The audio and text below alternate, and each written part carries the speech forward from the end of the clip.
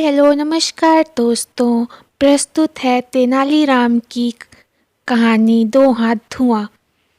सम्राट कृष्णदेव राय का दरबार लगा था। महाराज दरबारियों के साथ हल्की फुल्की चर्चा में व्यस्त थे कि अचानक चतुर और चतुराई पर चर्चा चल पड़ी। महाराज के अधिकांश मंत्री और यहाँ तक कि राजगुरु भी तेनालीराम से जलते थे। महाराज के समक्ष अपने दिल की बात रखने का मौका अच्छा था। अंततः एक मंत्री बोले, महाराज, आपके दरबार में चतुर लोगों की कमी नहीं है। यदि मौका मिले तो यह बात सिद्ध हो सकती है। मगर क्या मंत्री जी? उत्सुकता से महाराज ने पूछा। मैं बताता हूँ महाराज, सेनापति अपने स्थान से उठकर बोला। मंत्री जी कहना चाहते हैं कि तेनालीराम के सामने किसी को अपनी योग्यता सिद्ध करने का अवसर ही नहीं मिलता। हर मामले में तेनालीराम अपनी टांग अड़ा देते हैं और चतुराई का सारा श्रेय स्वयं ले जाते हैं। अन्नदाता, जब तक दूसरे लोगों को अवसर नहीं मिलेगा, वे अपनी योग्यता भला कैसे सिद्ध करेंगे? महाराज गंभीर हो जाते हैं।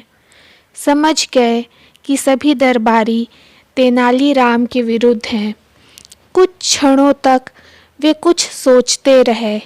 अचानक ही उनकी दृष्टि एक कोने में ठाकुर जी की प्रतिमा के सामने जलती धूप पर स्थिर हो गई और तुरंत ही उन्होंने दरबारियों की परीक्षा लेने का उपाय सूझ गया। वे बोले, आप लोगों को अपनी योग्यता सिद्ध करने का अवसर अवश्य दिया जाएगा।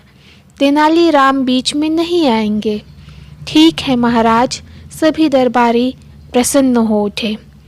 कहिए, हम क्या करें?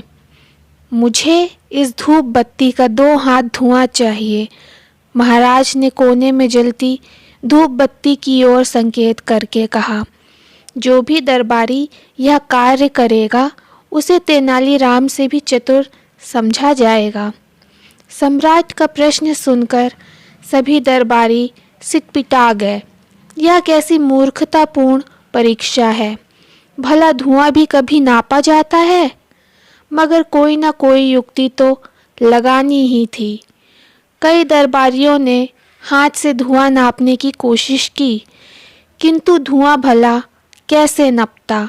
वह तो ऊपर उठता और बलखाए सांप की तरह इधर उधर लहरा जाता। सुबह से शाम हो गई, मगर कोई भी धुआं ना नाप सका। महाराज कृष्णदेव राय मंद मंद मुस्कुरा रहे थे। जब सभी दरबारी थक हार कर बैठ गए तो एक दरबारी बोला, महाराज, धुएं को नापना हमारी दृष्टि में तो असंभव है। हाँ, यदि तेनालीराम इस कार्य को कर देगा तो हम उसे अपने से चतुर मान लेंगे। मगर यदि वह भी ना नाप सका तो आप उसे हमारे समान ही समझें और अधिक मान सम्मान ना दें। महाराज कृष्णदेव ने मुस्कुराते हुए तेनालीराम की तरफ देखा। क्यों तेनालीराम, क्या तुम्हें दरबारियों की चुनौती स्वीकार है? मैं भी कोशिश ही कर सकता हूँ अन्नदाता। तेनालीराम अपने स्थान से उठकर विनम्रता से सिर झुकाकर बोला, मैंने सदा आपके आदेश का पालन किया है, इस बार भी करूँगा। तेनालीराम ने एक सेवक को अपने करीब बुलाकर उसके कान में कुछ कहा। सेवक तत्काल वहां से चला गया। दरबार में सन्नाटा छाया रहा। सभी उत्सुक थे कि देखें तो तेनालीराम कैसे धुएं को नापकर राजा को 2 हाथ धुआं सौंपता है। तभी सेवक शीशे की 2 हाथ लंबी एक नली लेकर दरबार में हाजिर हुआ। तेनालीराम ने धूप बत्ती से उठते धुएं पर उस नली का मुंह लगा दिया। धुआं नली में भरने लगा। कुछ ही देर में पूरी नली धुएं से भर गई। तेनालीराम ने कपड़ा ठूंस कर नली का मुंह बंद कर दिया।